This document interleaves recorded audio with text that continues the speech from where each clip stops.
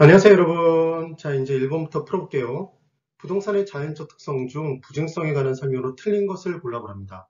주의해 주셔야 될 건 우리가 자연적 특성에서 열심히 봤던 내용들인데 부증성의 내용이 아닌 다른 특성의 내용이 섞여 있을 수가 있어요. 지금은 그와 같은 문제입니다. 1번, 지역 간 수급 불균형을 초래하며. 그럼 지역 간 수급 불균형을 초래하는 이유는 어떤 한 지역에 남아요. 어떤 한 지역은 부족해요. 그럼 남는 지역에서 부족한 지역으로 일반적인 제한을 옮기잖아요. 그럼 지역 간 수급 균형을 달성할 수 있는데 부동산은 움직이지 못하는 성격 무슨 특성 때문에? 부동성의 특성 때문에 부동성. 지역 간 수급 불균형을 초래하게 되는 거죠. 그 다음 부동산 현상이 지역에 국한해서 나타나요. 국지적.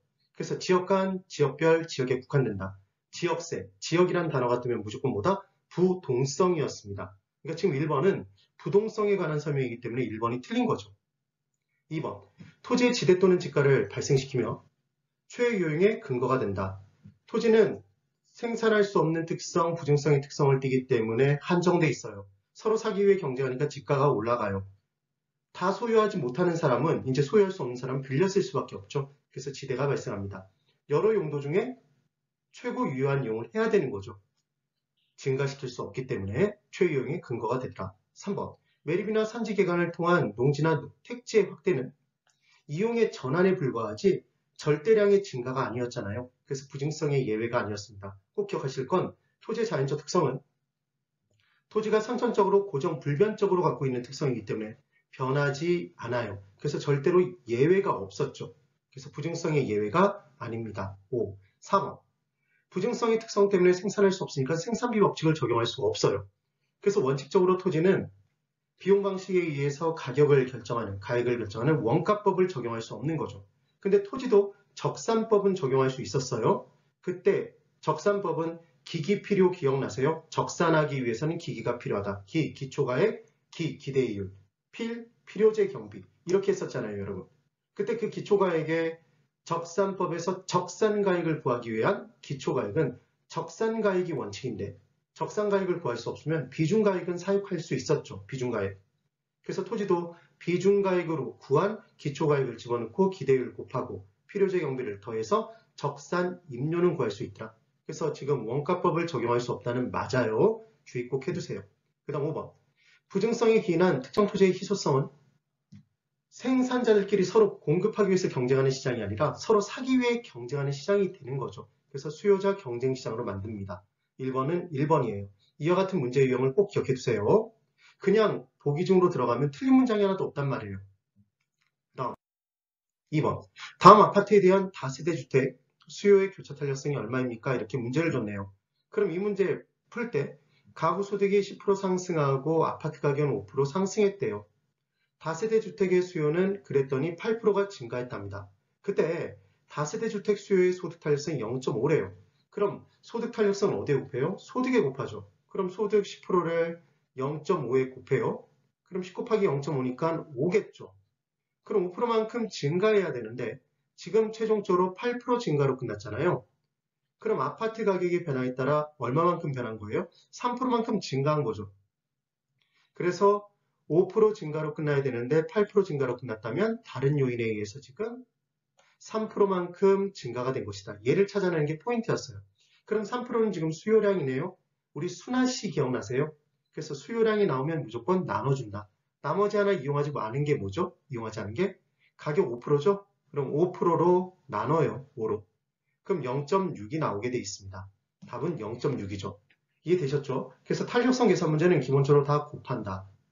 수요량의 변화율이 나왔을 때만 뭐 해주면 된다? 나눈다. 또 하나 주의하실 건 수요의 가격 탄력성이 나오면 곱했을 때 나온 그 수치에 반대로 가져야 된다는 거죠. 수요의 법칙에 따라 가격이 상승했다 그러면 수요량은 감소하는 거고 가격이 하락했다 그러면 수요량은 증가. 반대로 가셔야 된다는 걸 꼭 기억해 두세요. 그럼 지금 5번이 답입니다. 쉽죠? 3번. 부동산 시장에 관한 설명으로 옳은 것을 골라보래요. 1번. 중간성 효율적 시장은 과현미 기억나실 거예요. 그럼 중간성 효율적 시장은 과현미 적어놓고 어디까지 죽인다? 과거와 현재까지 이렇게 X를 치는 거죠. 뭘 누릴 수 없다는 X였어요? 정보가 가치에 이미 반영되어 있기 때문에 초과 이윤을 누릴 수 없다는 X였죠. 그럼 미래 정보를 입수하면 현재 공표되지 않은 미래 정보를 입수하면 초과 이윤을 획득할 수 있는 시장이 준강성 효율적 시장이었습니다. 그때 준강성 효율적 시장은 기술적 분석을 통하여, 여러분 과수론 기억나시죠? 과수원. 그래서 과거 정보가 기술적 분석이었어요. 그러니까 기술적 분석을 통해서 그러면 과거 정보를 가지고는 초과이익 누릴 수 없다. 맞죠? 그럼 기본적 분석은 현재 정보네요. 현재 정보를 가지고도 초과이익 얻을 수 없는데 얻을 수 있다고 했잖아요. 그래서 1번 틀렸네요. 그 다음 2번. 부동산 시장에서는 누구는 정보가 있고 누구는 정보가 없기 때문에 얘를 정보의 비대칭성이라고 하죠. 대칭성이 아니에요. 정보의 비대칭성 때문에 가격 형성에 왜곡을 초래할 수 있다. 이렇게 나와야 됩니다. 대칭성이 아닌 거죠. 그 다음 3번. 부동산 시장에서 기술의 개발로 부동산 공급이 증가할 때요.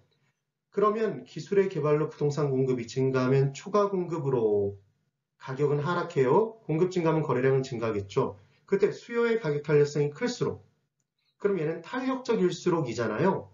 그럼 탄력적이면 밑으로 쫙 끌어내리시라고 그랬죠. 옆으로. 그럼 얘는 상하 변화는 작아요. 가격은 작게 변하고 좌우 변화 크죠. 거래량은 많이 변합니다. 그래서 균형 가격의 하락은 이루어지는데 하락폭이 작죠. 그래서 지금 몇 번이 맞죠? 3번이 맞네요. 이때 만약에 완전 탄력적이다 그러면 한 줄 수평선이니까 가격 변화가 없죠. 상하 변화가 아예. 가격은 불변. 좌우 변화, 거래량의 변화는 크게 변한다. 그 내용입니다. 그 다음 4번. 완전 경쟁 시장은 완전한 정도로 경쟁이 나타나는 시장이기 때문에 완전한 정보의 공유가 이루어져 있어요. 그러면 완전하게 공유된 정보를 가지고 그 누구도 초과이익을 누릴 수 없으니까 최초 정보 가치가 존재하지 않은 거죠. 그럼 정보 비용을 들이지도 않겠네요. 그러니까 최종적인 초과이익이 반드시 빵이 돼서 최종적으로 할당, 배분이 효율적인 시장이 돼요. 그런데 불안정 경쟁 시장도 누구는 정보가 있고 누구는 정보가 없어서 정보의 차이가 발생해서 정보 가치가 존재하는 시장에서도 그 정보 가치만큼을 정보 비용으로 지불하도록 만들어버리면 그 정보 비용을 지불한 이후에 최종적인 초과이익이 빵이 되기 때문에 존재하지 않아짐에 따라 최종적으로 할당이 효율적인 시장이 될 수 있었죠. 그래서 우리 어떻게 외웠었어요? MM으로 불안당. 기억나실 거예요. 그래서 불안정 경쟁 시장도 할당 효율적 시장이 될 수 있다. 따라해보세요. 불안당. 네. 그 다음 그래서 될 수 없다. 그래서 X. 5번. 효율적 시장은 정보 비용이 발생할 수 없다. 이 말은 효율적 시장은 정보 가치가 발생할 수 없다고 얘기한 거예요. X입니다. 왜냐하면 약성 효율적 시장은 과거만 죽여요. 현재 미래에는 정보 가치 존재하잖아요. 그럼 정보 비용은 존재할 수 있죠. 중간성은 이제만 본 것처럼 과거 현재 죽여요. 미래 동그라미죠. 그럼 미래 정보에는 정보 가치 있고 정보 비용 발생할 수 있어요. 그래서 지금 5번 문장에서 딱 한 단어만 더 붙이면 이 문장이 맞는 문장으로 바뀌어버려요. 강성 효율적 시장은 정보 비용이 발생할 수 없다 그러면 5죠. 강성 효율적 시장 과현미 다 X. 모두 다 반영돼 있으니까. 그래서 정보 가치 빵. 그래서 정보 비용이 발생할 수 없는 시장이 맞죠. 주의 꼭 해두십시오. 효율적 시장은 강성 효율적 시장만 있는 게 아니라 약성도 있고 중강성도 있고 강성도 있다. 꼭 기억해 두시는 거예요. 네, 오늘 여기까지입니다. 대단히 수고 많으셨습니다.